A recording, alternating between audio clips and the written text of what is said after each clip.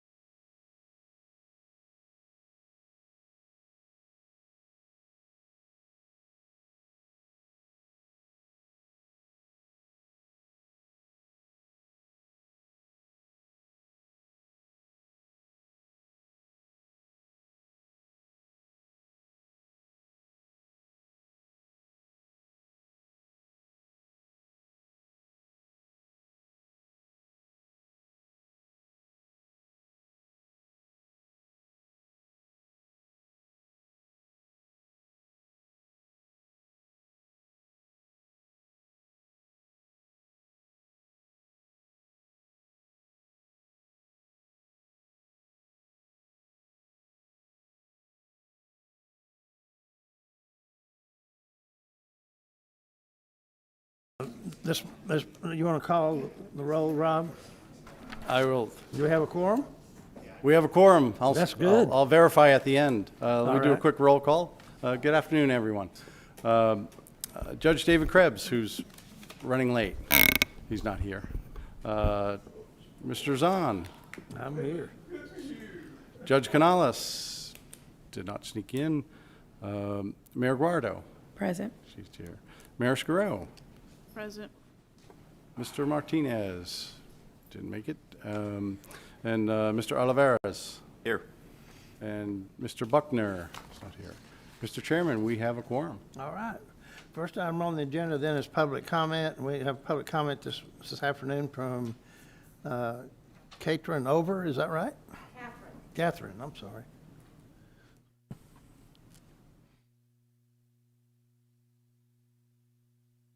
If you'd state your name and address for us.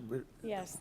My name is Catherine Oler. My address is 1400 Ocean Drive, apartment 1004C, Corpus Christi, Texas, 78404. Thank you. Thank you. Good afternoon. My name is Catherine Oler. I'm the president of the League of Women Voters, the Corpus Christi area. And today I'm sharing with you the League's current position statement on public transportation. As you may or may not know, the League of Women Voters is a political organization, but is nonpartisan. It neither supports nor goes against any candidate or any office. So we welcome the chance to share issues that we study through when we select issues in a community, that's what we advocate on. And public transportation is one of those in this area. The League of Women Voters believes an accessible and transparent public transportation system is vitally necessary to promote economic growth and development, provide access to employment and community services, and enhance the quality of life for all citizens. We support a public transportation system for Corpus Christi that should, one, provide service to all areas of the city and the area, have special services for the elderly, handicapped, and school children, and include proper vehicles, trained operators, good maintenance, and adequate routes, schedules, and bus shelters. Because this position statement was adopted several years ago, we are currently reviewing it to determine if the data from our original study of this issue is still relevant in enhancing public transportation for those most in need of this important service. Thank you. Thank you for your comment, ma'am. And let's see, Judy, are you going to speak at public comment, or are you? All right.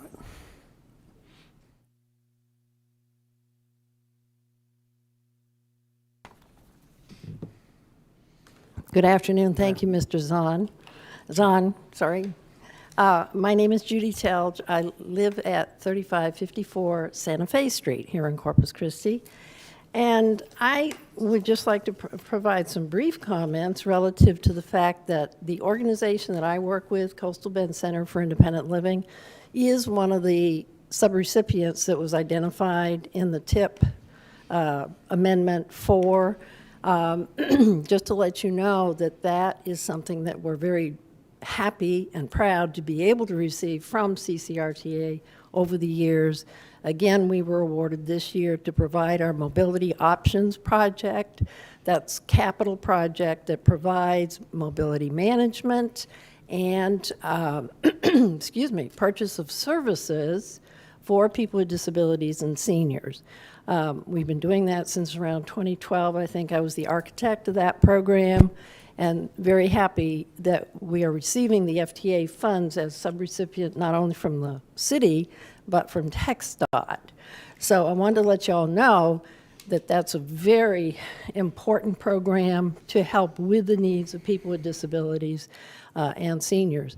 And because the center is very much plugged into the needs of people with disabilities and seniors living independently, what we found during COVID, the time of COVID, and still, is that access to public transportation, although public transportation has continued to be available, is not necessarily what people with compromised immune systems choose to do, and they still need to get around. So here's where they call us, because we fill in gaps of transportation. So I think relative to what the amendment is addressing partially, in terms of additional money for COVID, we find that, perhaps you didn't know that, and now you do. There is a section here that was put forth that says Congress has appropriated additional over 40 million for CCRTA in Section 5307 funding. That's the typical funding they do get from FTA that we don't utilize or access, but it does cover capital and operating assistance, planning, design, engineering, and it does can put money into the paratransit, which here is the B line. So what I am curious about is, because that additional money is being put into, be placed in a pool is what is identified here. I'm just curious about, excuse me, would that pool be something that could be accessed by subrecipients with 5310 money, particularly in this interim period where contracts haven't gotten out the door yet and people are not being served, and it's like a 3 or 4 month period for many of the people who we help. So I offer that as something to take a look at, if that's possible to do, and thought this might be an appropriate forum. Thank you very much Thank for you, this Ms. Ells. opportunity. I think you're aware that in public comment, we can't respond, but I'm sure that our staff is listening to what you ask, and I'm sure we'll address it at our next meeting. So thank you for your comment. You're very welcome, and RTA is here as well, so I think they've heard it twice. Thank you. Is there any other public comment this afternoon? Okay, if not, then the next item on the agenda is to approve the minutes of the November 4th, 2021 meeting. They've been previously submitted. Are there any additions or corrections? Hearing none, entertain a motion they be approved as submitted. Move. Is there a second? Second. Been moved and seconded. Any discussion? Hearing none, all in favor signify by saying aye. Aye. Aye. All opposed, the same sign. The motion carries. Hey, Judge. Next item is to discuss and possible action on fiscal year 2021-2024 Transportation Improvement Program Amendment 4, inclusion of additional transit projects. Rob? You're not. Good afternoon. I thought I'd come around and use the device. Do you all see what's on screen? Not yet. Okay. I don't know if you do that, but it's what I'll refer to is in your packet as well. Yes. So I just thought I'd do that to make sure. TIP Amendment 4 is all about public transportation. So you just had, you heard a public comment, and I'll address what they talked about in a little bit. Last month, you released this TIP amendment for the 1 month public comment period. We've received 2 public comments today related to it. The TIP Amendment 4 is usually allocated by the RTA. So it's money allocated to them, as you read about in the memo.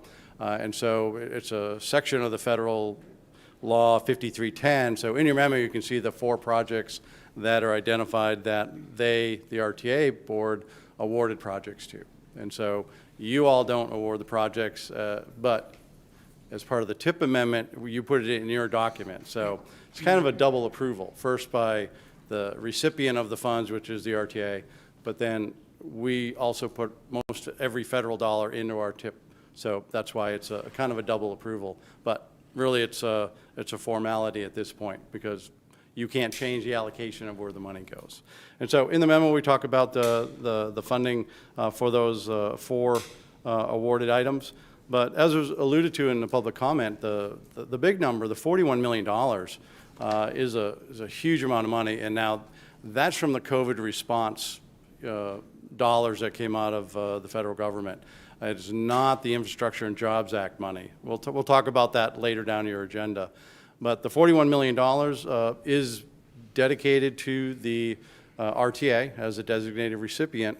They will go through their own process to allocate where does that $41 million go. And it's open across all of their budget. They can do whatever they want with it. So they'll have a separate process. Once they allocate that money, they'll probably come through our technical advisory committee and you all as the TPC to do another tip amendment just to verify where those dollars went. So when they're done with their process, you'll hear about it. But again, as just an item to put it in the transportation improvement program, and you can't reallocate it. So just that's how those designated funds work. And so the transportation or your technical advisory committee and staff, we all recommend approval of your tip amendment number 4. It's been through the 1-month public comment period. No other public comments than what you heard today. So be happy to answer any questions. I know the RTA representatives are in the audience, but if I can't answer their question, maybe he can. Anybody have any questions or comments? We've heard staff recommendation. Is there a motion to approve staff's recommendation? So move. Is there a second? Second. All right, it's been moved and second that we approve staff's recommendation on Amendment 4 to the tip. Is there any further discussion? Hearing none, all in favor signify by saying aye. Aye. Aye. All opposed, the same sign. The motion carries. Thank you, Rob. Thank you very much, and I know the RTA thanks you as well. Item B, Regional Traffic Safety Task Force. Craig? Good afternoon. The purpose of this item is the TAC and MPO staff recommending that the TPC officially form an ad hoc committee and name it the Regional Traffic Safety Task Force. And additionally, the TAC and MPO staff recommend that the chair of the TPC issue invitation letters to identified task force members. The proposed task force would have 9 tasks.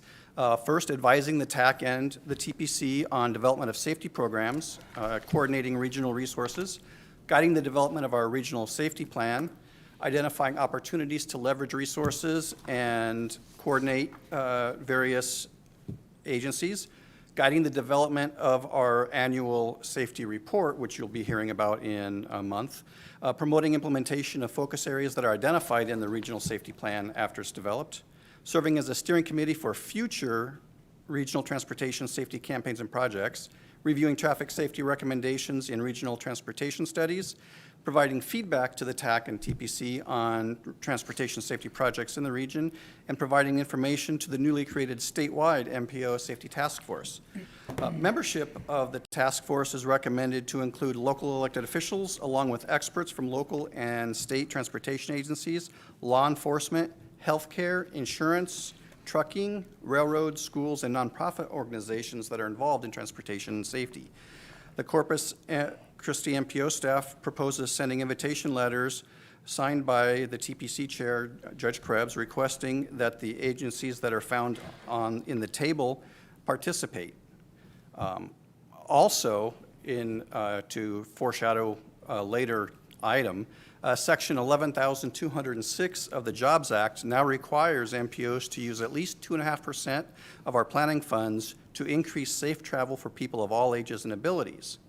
And as an incentive, there is a $1 billion per year, billion with a B, $1 billion per year grant program called Safe Streets for All Users that will fund an MPO developing a regional Vision Zero plan.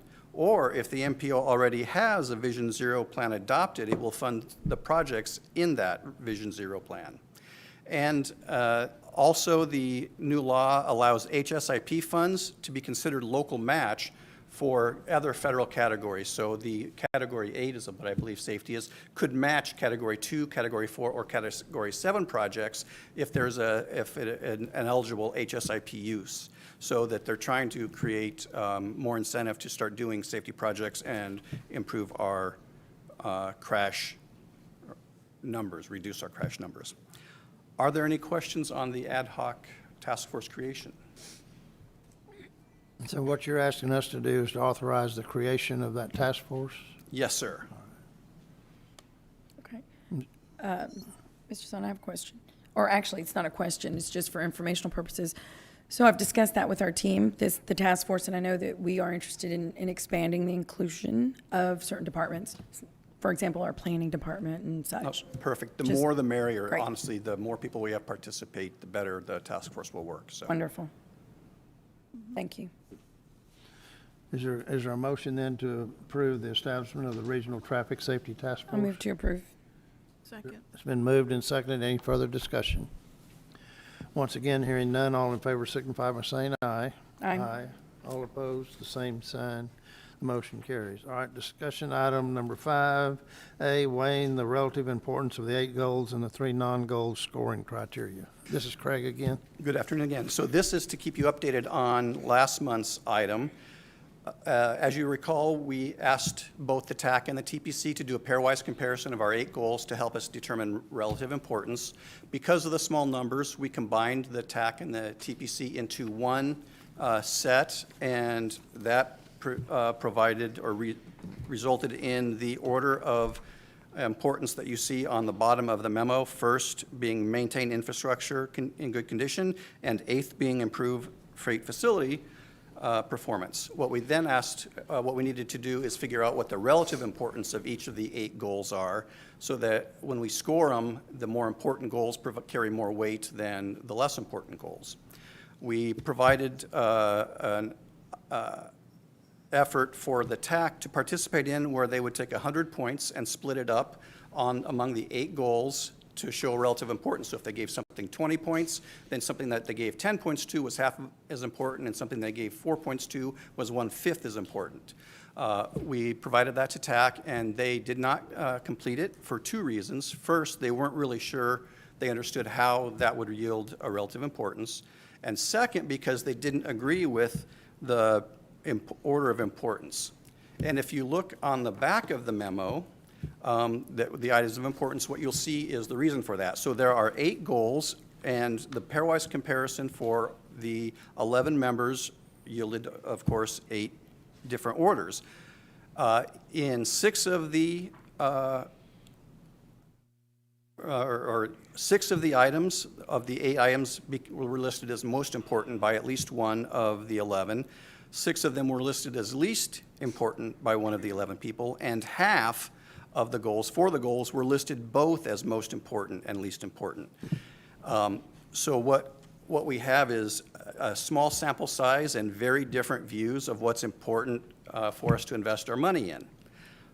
In order to correct that, or try to solve that, we have provided the TAC with a different approach, which is not to pre-establish the order of importance. Let them put the order of importance in the order they think with the relative weight.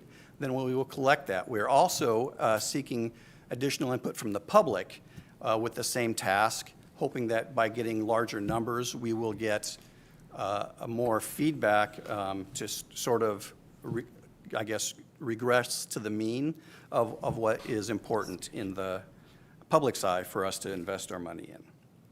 Are there any questions on this item? I have to say, I was a little surprised with the results. That's an interesting analysis. You're right. So, Any questions or comments from any members? Craig, should we be seeing another survey then for the TPC, yes, you will. not just the TAC?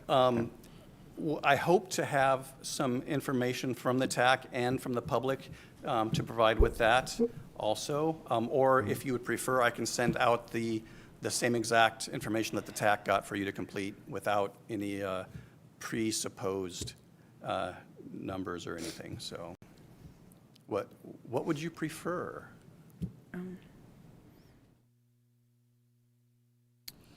I'm not sure I understand the difference right now. Can you explain that? Well, again? just, you would see, I can send them out without you seeing what the TAC and public results were. Okay. Or I can send it out with some of the TAC results and the interim, because the collection from the public will continue until your next meeting. I don't mind seeing what we have right now and then update Okay. it whenever we get it from the public. Okay, I'll send out the task to you all. Okay. Any other questions or comments? Okay.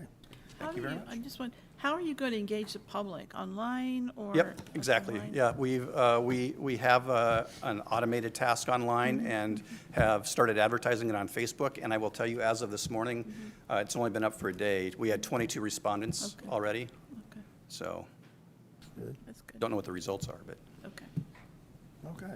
Item B, TxDOT 2023 Unified Transportation Plan, MPO project selection process. Rob? Thank you, Mr. Chairman. I have this item. And so the last item you talked a little bit, it's a little nebulous when you're talking about comparing, what's important, maintenance versus capacity versus all of those. Well, this item is the why we go through that process and why the public they're interested in trying to figure out what is the priority. Is it safety? Is it maintaining the system? Well, this item, we're now talking about funding some of these projects. So in your memo, we talk about this is a TxDOT-driven projects. TxDOT updates the 10-year UTP that they do every year. So they take a year off, they add a year, and they say, here is the billions of dollars statewide that are going to be funded in one of 12 categories of funding. So the MPOs across the state are following along. We need to update our 10-year plan. Now, our 10-year plan exists within your 25-year plan. The last version was the 2045 Metropolitan Transportation Plan, or MTP. So on our website, you approved it 2 years ago already. And so we need to take a look at that to reset. Are the priorities you have 2 years ago still the same priorities? And what has changed in the last 2 years?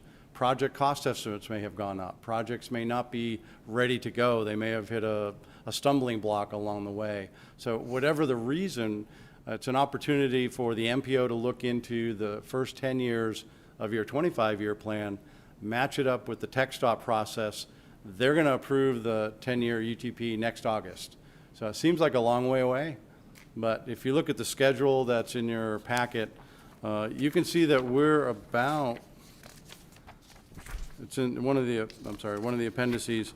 You can see we're in December, which is about halfway through project prioritization.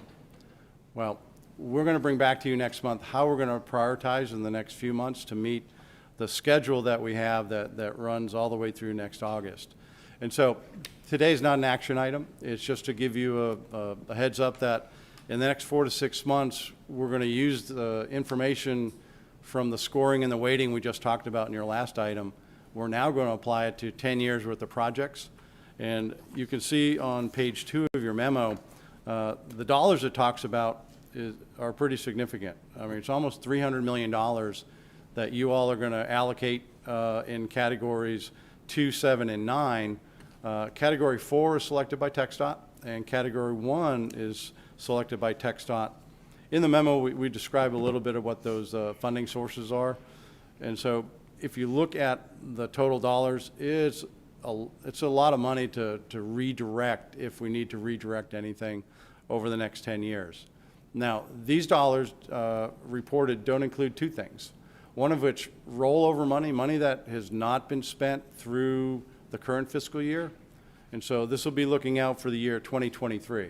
So fiscal year 22 back to as far back as we can go, any money that is still there, we're going to roll forward. And so we'll have update numbers for that.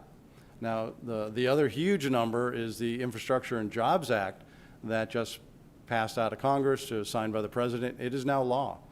TxDOT is expecting to get somewhere between $28 and $32 billion with a B to the state of Texas. How that filters down in these funding categories, we don't know yet. We just know more is coming. And so when we get those numbers, we'll bring it into this process, so you'll then know you have $350 million over 10 years or $500 million. So we'll bring that down, and we'll explain how TxDOT and how the MPO allocates to the different funding sources. So we'll report that over the next few months. It's just a heads up that it's some pretty serious money that you all get to allocate as the policy committee. Now, also in your memo, we show you the current list or candidate projects. It's table 12 in your packet. Now, it's a skinnied up version of what's in your 25-year plan. It shows the color coding of 4-year, 10-year, and then beyond 10-year. These are projects that have been prioritized. They've been rated, ranked. They've been through your process, but again, it was 2 years ago. So we think these are the projects that are already pre-approved that you can just start ensuring or verifying existing as funding is going to it in the 4, 10, and 25-year time period. But again, we're going to focus on 4 and 10 years. And so we will bring a little bit more information of how we think the process will go. from identifying all the money, identifying the projects that are currently approved, and then talk about, well, what if we have new projects? So we need to contemplate that and figure out how you all and how your technical committee, how the public weighs in on any project that may show up. Now, I think fortunately, we don't have any earmarks that came in the new infrastructure law. So no earmarks came down to here, so we don't have to put that in just yet. But as we move forward in the next 4 to 6 months, we'll bring all the money that we know about, we'll bring all the projects that you all know about, and we'll bring it through the process.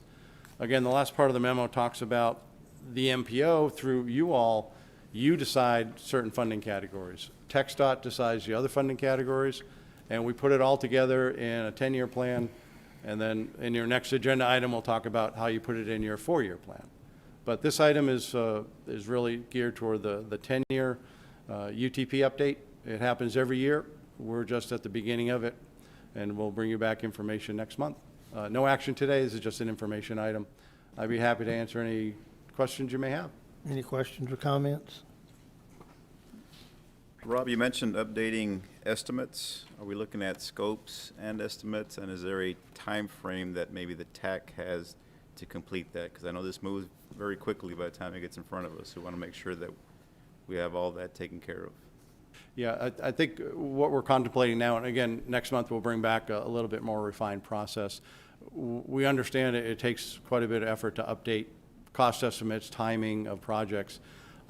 If you remember back, and I know it's a month ago, it's still on our website, when we talked about Category 9, more of the hike and bike type projects, there was a project application form in there that lets people fill out the details of the projects. So we're thinking now, and we haven't decided on it as a staff, but we'll bring it up through the technical committee and back to you. We think using that form, which was actually developed by TxDOT for a statewide Category 9 project selection in the rural areas, it covers the bases. It lets all the projects say where they are, what's their description, where they are in a process, do they have environmental clearance, what's the cost estimates. So really a sense of an update for all those projects in the next 10 years. And so we hope to get that out and for those projects, and mainly it's for TxDOT.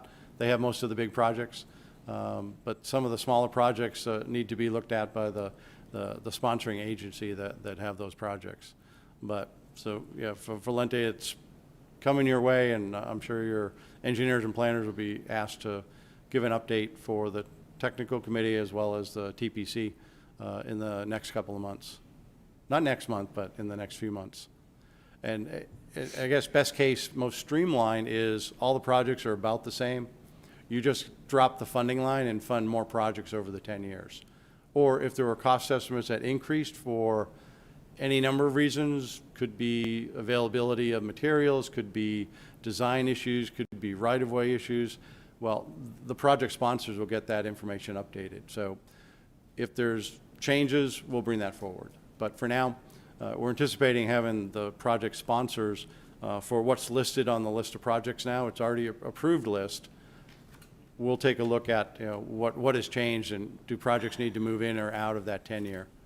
Again, some projects may just, and I'll pick on our friends in Houston, they got a project that stopped, right? They spent $500 million on a big freeway project, yes, and it was worth billions. And so when the federal government says, we'll no longer reimburse that project, I think people stop spending money on it. And so that's indefinite.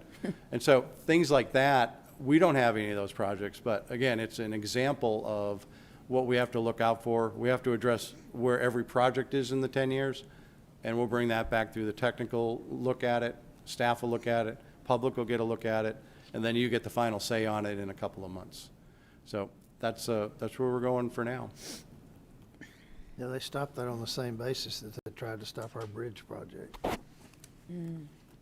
But they were already a $500 million into it.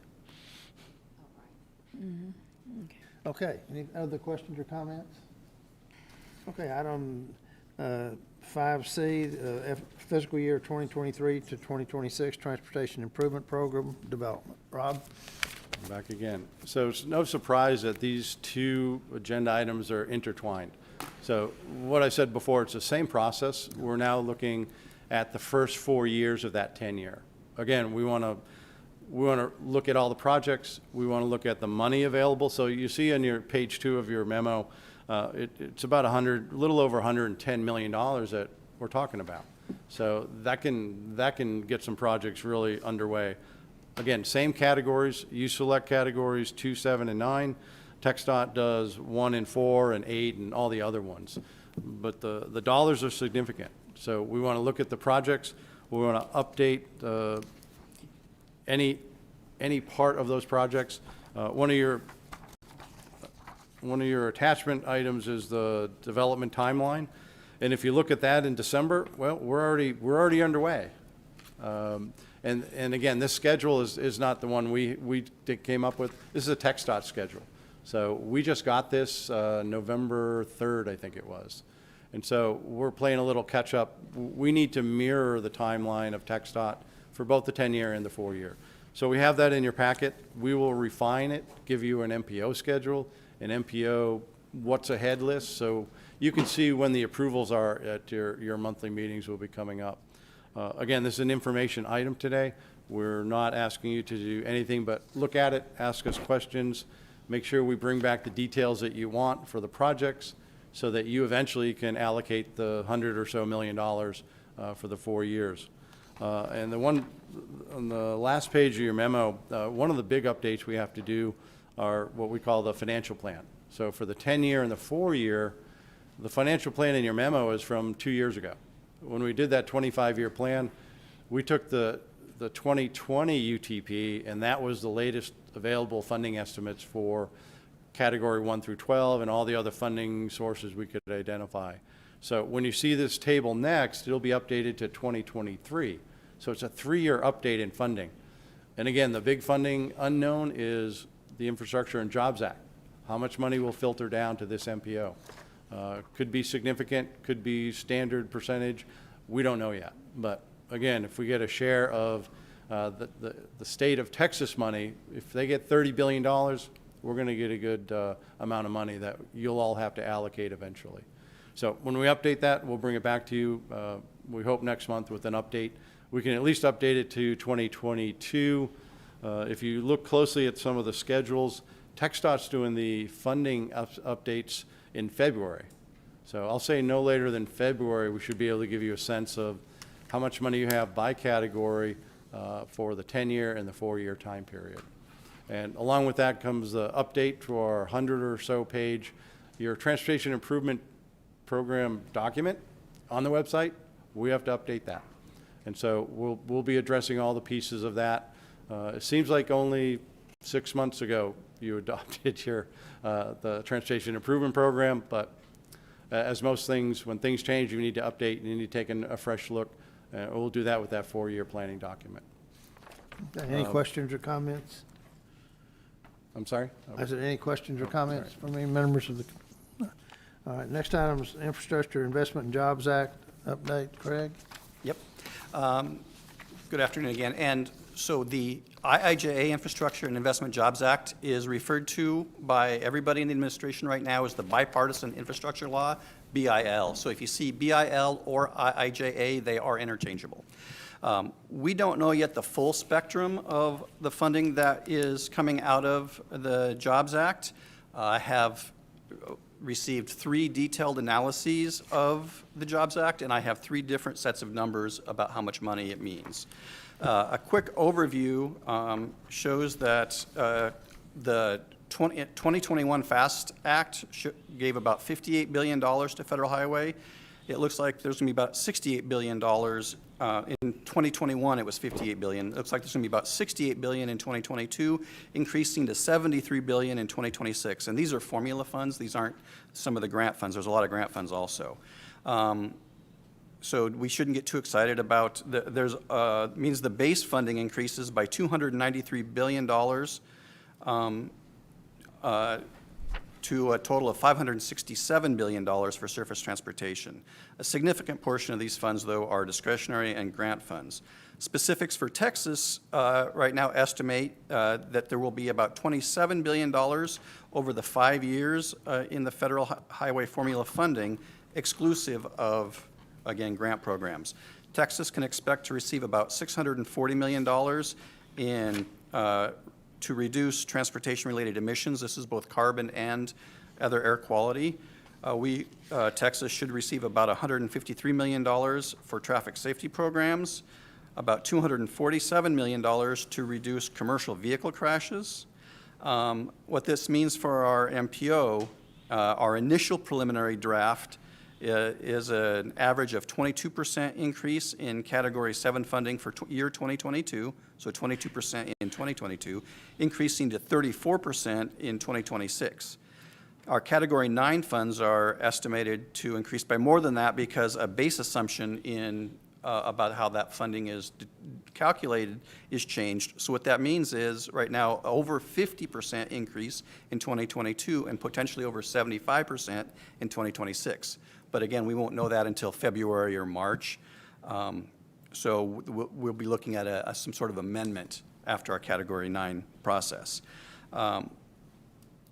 There are some large discretionary grant programs that I mentioned before. There's $15 billion in what's called a mega grant. That's for multimodal, multi-jurisdictional projects of national significance. $12 billion for bridge investments for economically significant bridges.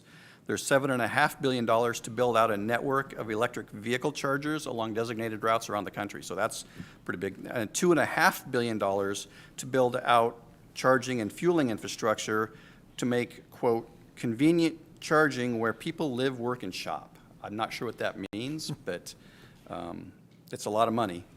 There's $8 billion for a Protect program, which is to harden infrastructure. $729 million of it is guaranteed to Texas, and there's $1.5 billion in grants for regional and local entities to increase coastal resilience, make infrastructure more resilient, and improve evacuation routes. $2.25 billion for port infrastructure development, which is double the amount that existed before now. There's $1.5 billion. Half of that's going inland, though. Is it going inland? Inland, Okay. yes. That's unfortunate. $1.5 billion for nationally significant federal lands to reconstruct, rehabilitate, and projects that are adjacent to or access federal lands, such as the National Seashore or the military bases. So that's a pretty accessible grant. There's $1 billion for, they call SMART grants for MPOs and local, it's $1 billion, $200 million a year-ish for MPOs and local governments to improve transportation efficiency. And there's a $400 million grant to ports to reduce truck emissions on port. So that has potential. A lot of the funding there is aimed at carbon reduction, including a potential, right now one read of the law says that it gets sub-allocated to MPO. So we will be getting another category of funds, like Category 13, I guess, for MPOs to reduce carbon without any explanation right now. There are 100% grant funding available to MPOs for us to develop a resiliency improvement plan. There are significant increases in active transportation grants and also healthy street grants to mitigate urban heat islands and reduce impervious surface and improve stormwater runoff.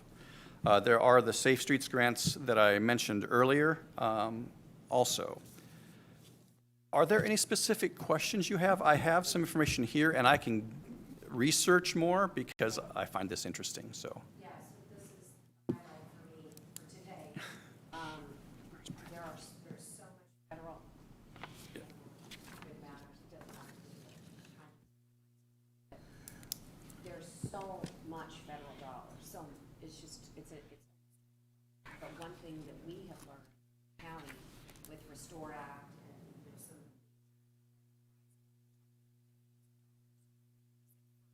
understand that Yep. and number two, that tells me is that we're not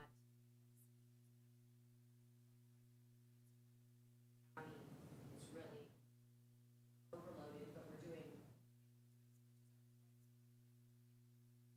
that's curious. I would suggest that if we're going to have grants for transportation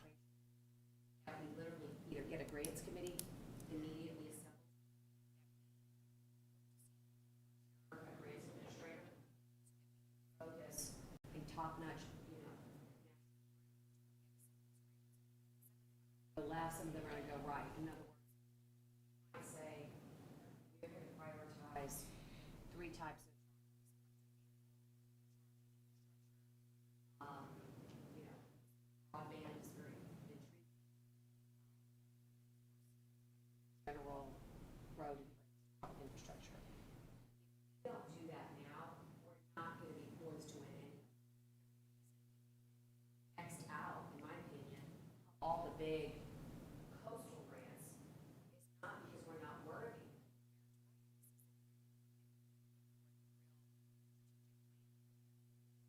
I'm going to be asking questions like, who is the best entity? In other words, is it a county? Is it a combination of counties? Is it a consortium of MPO with county with some opportunities to say, you guys can be the grant admin? Coastal Bend Basin Estuaries, massive national grants. We all collaborate, but then we designate them, you know, to be kind of the administrators that works best. All I'm saying is that too much money out there. You guys have just set us up for success with all the great unified plans, the strategic. Let's go get this money, but we can't get it because someone's going to sit inside a grants department that doesn't really have the bandwidth and go get several $1 billion for us in each category. We can all lend a hand, but to me, procurement process, contracts, usually it's, you know, if you're successful, they get a percentage. And then we have to decide what kind of grants we want to put our eggs. I mean, this is a lot of work. I particularly am going to be interested in military base. I'm going to be interested in the national seashore. And I'm going to be interested in the electric carbon production. Those are the grants that county, I can tell you, that I'll be advocating for, but there's going to be, will probably to a lot, you know, on the plate. Highest level of success, right? What's your thought, right? I mean, how have you seen it? We never have unprecedented the amount of money that's out there, but what do you see or foresee as a good way forward? So as a consultant, I actually did a lot of applications for entities, and I have friends that actually sit in cubicles in DC and score these now. So things that they look for are a unified region. So they don't want, I'll pick Gregory because they're not here, and TxDOT, both applying for a grant or in the same area. They want a priority. If it's, you know, inside the Corpus Christi MPO, there should be a priority. So we'll need to work with like the port, TxDOT, all the entities and say, okay, so this is our priority project. This is the one that we agree on that we're going to go after, because if they get more than one application from a region, they throw them both out. But we can we at least allow to be, we can't really compare, you know, the Oh, infrastructure so, to something else that's monumental like yeah, a bridge. they will all be run as separate programs, but there will be acknowledgement of funds because they track funding that goes to an area. So a success, if we're successful in a grant, that makes it less likely we'll be successful in another category. So we do need to overall prioritize. Yes, Inside genres and then overall cumulative. correct. Because they will track, I think it's 10%, no state can get more than 10% of the funds. And they track by area what the projects are. And that, actually, there's a website that will show it, where who was successful for all the grants, who applied, and who was successful in every program, and as a summary. So it is going to be, yeah, I agree. We need to, as a region, come together, prioritize, you know, what we want to go after, and how we, you know, who sponsors, how we get that, because TxDOT sponsoring will make us more successful, but TxDOT is going to sponsor one project, maybe two, in a grant program year, because same thing, they need to prioritize. If, you know, if a DOT can't prioritize. I think what would be helpful, since there's so many categories, is I trust the staff to at least put those to consider. In other words, you having a lot of expertise, at least policy making more of a chance to say, hey, there's 10, take it down to 5, then take it to 3.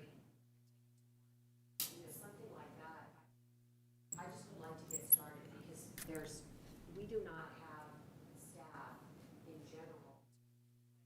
Algo, Harris, our bigger urban counties around us on the coast. I'd really like to see us get started on this. For transportation, I'm not speaking for Rob, but I think we could do that. It gets more difficult when we start getting into water infrastructure, things like that, that will overall, because there are transportation projects that will be, or transportation-related projects that will be eligible for water. Some of the water is stormwater runoff that deals with roads and resilience. One of the reasons that I mentioned that I saw 3 different numbers is because grant programs will do more than one thing, and there'll be 3 different people taking credit for all the money in that grant. So I'll pick on a water grant that can count as resiliency to improve the resiliency of extreme weather for drainage, to reduce stormwater runoff for environmental quality, and to improve transportation resiliency. So though it's one grant program, but if you read the write-ups, all 3 groups are taking credit that this money is for us. And so it's going to be complex, I guess, to figure out what projects. Well, the reason I like the MPO is at least I think if we were to do it on our own, we may not get everyone's acclamation, but if we do it through an MPO, getting at least. Yeah, Well, and I know in our budget that we'll approve in 2 weeks at the port, we're funding a grant administrator for that purpose. But we're going primarily for grants with carbon capture, so. Right. Well, maybe what we could do is ask each entity to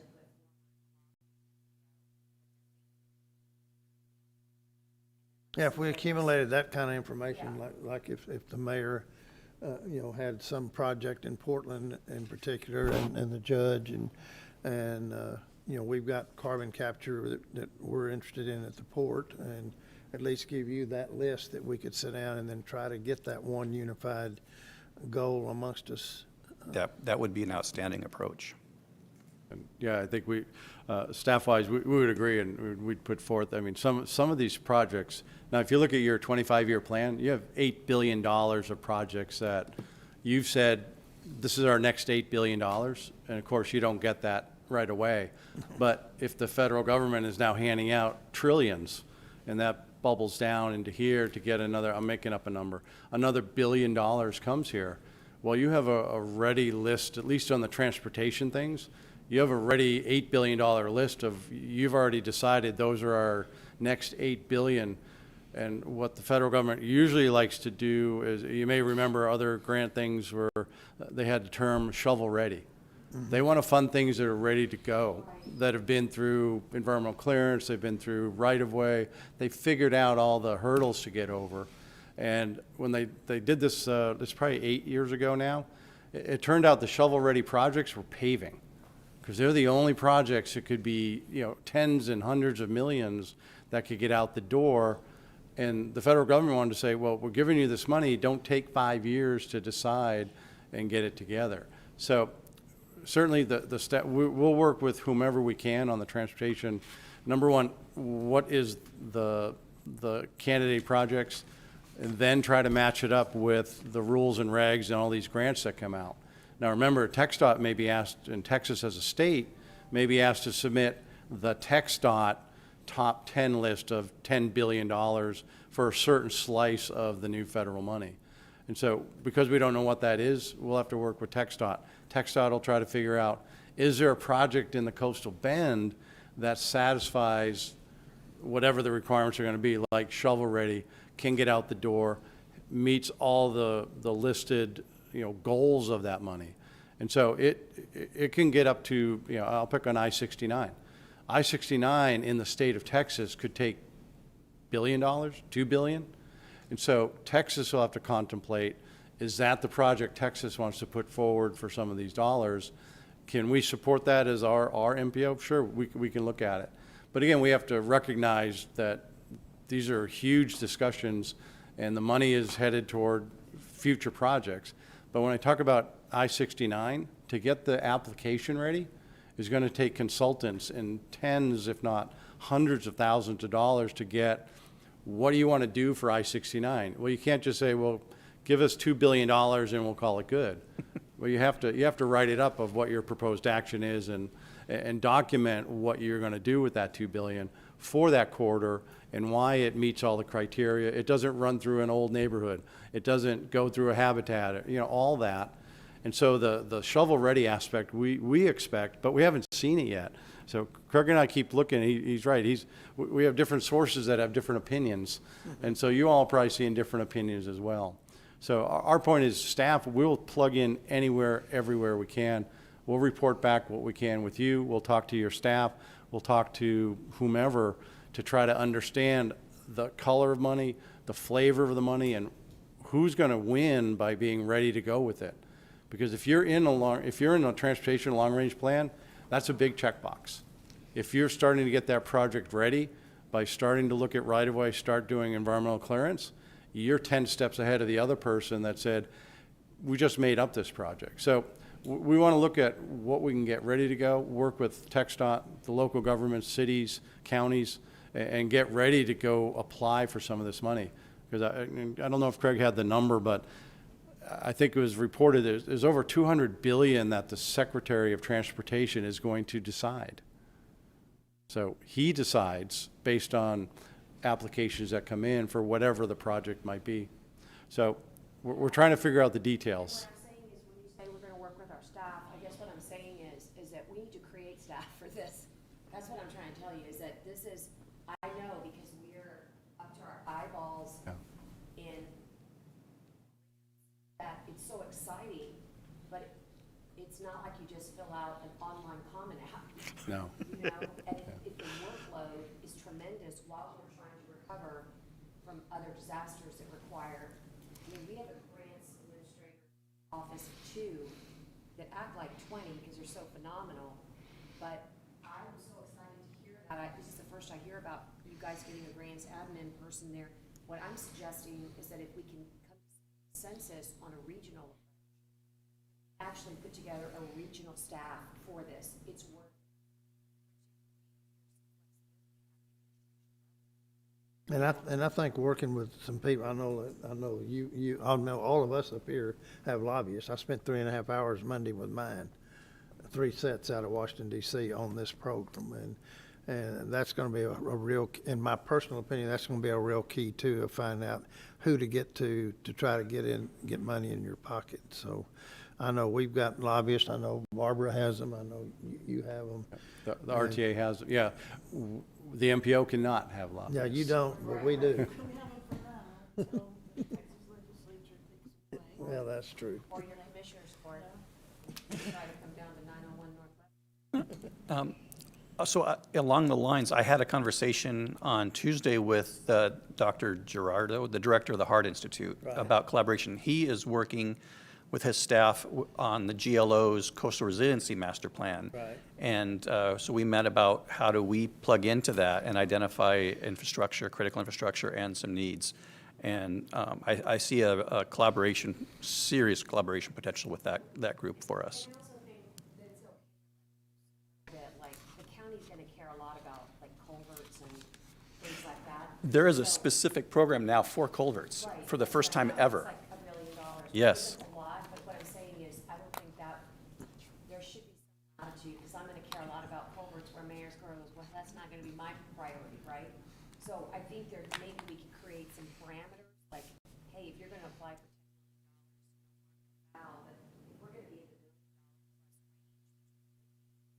let's agree that we're gonna catch more flies together. Yep. You know, with the big old jar of honey, all these pots, you know. I think, like I said, I saw this and said, I cannot.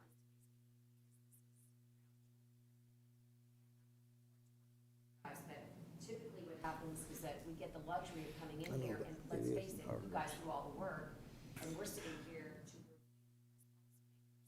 we agree with the work. This is different. Yep. And that's what I wanted to acknowledge. We still need you and your expertise, but this require, and I'm sorry there's not a whole lot of us here, but this is gonna require going back home to our governing bodies, probably getting some dollars together, you know, as as a group. Because our staff doesn't have the bandwidth to do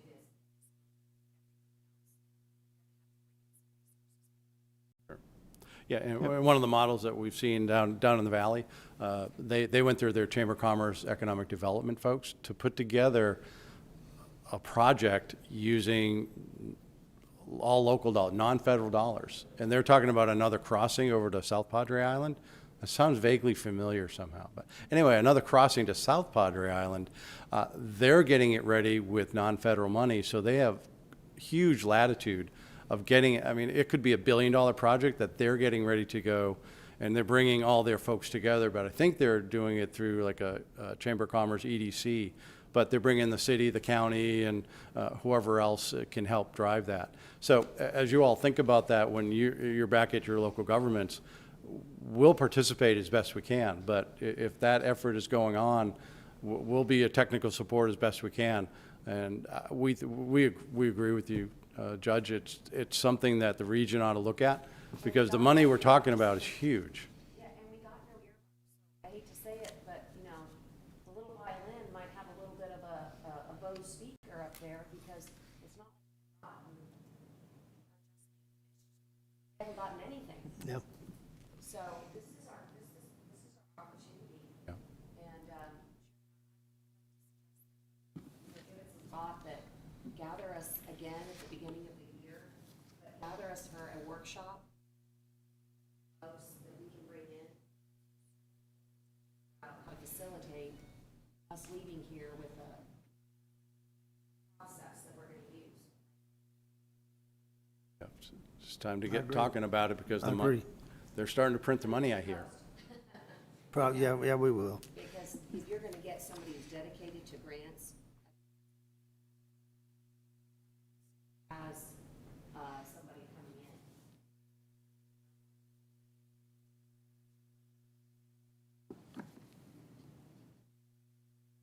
That's my recollection, is that they're actively seeking that specialist. Tell us, excuse me, but now I've decided to come into a battle rhythm.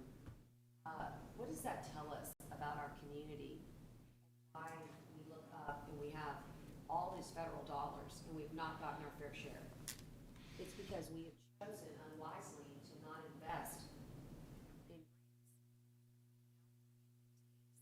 professionals to create the strategic excited here that Corpus is doing it. This is a model for future. There is an equity on the Gulf states for culture. It does require lobbying advocacy.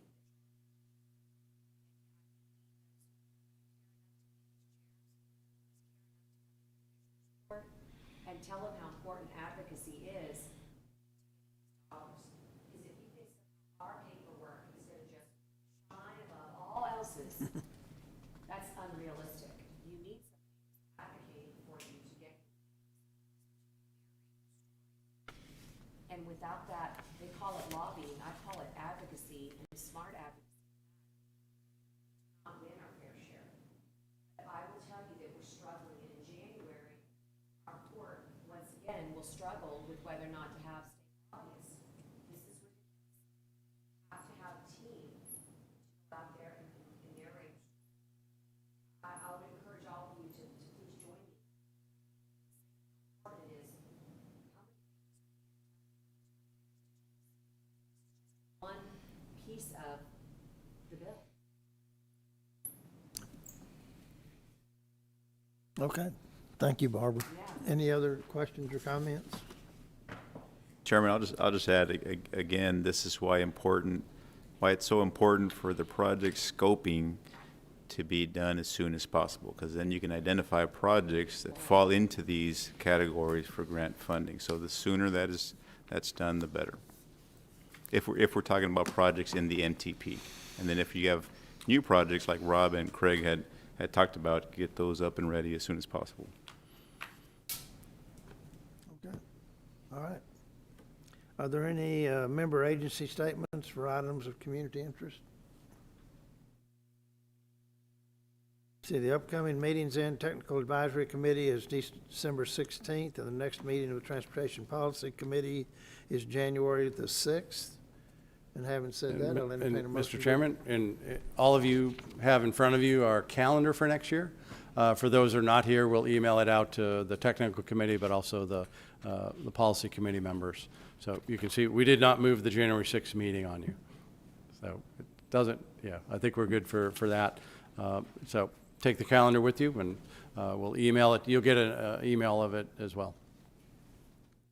Okay. Entertain a motion, we adjourn. Is there a second? Second. That's non-debatable. We're adjourned. You all have a Merry Christmas. I know it's early, but Yeah, have a Merry Christmas. we're going to see you after Christmas and all the holidays and New Year's.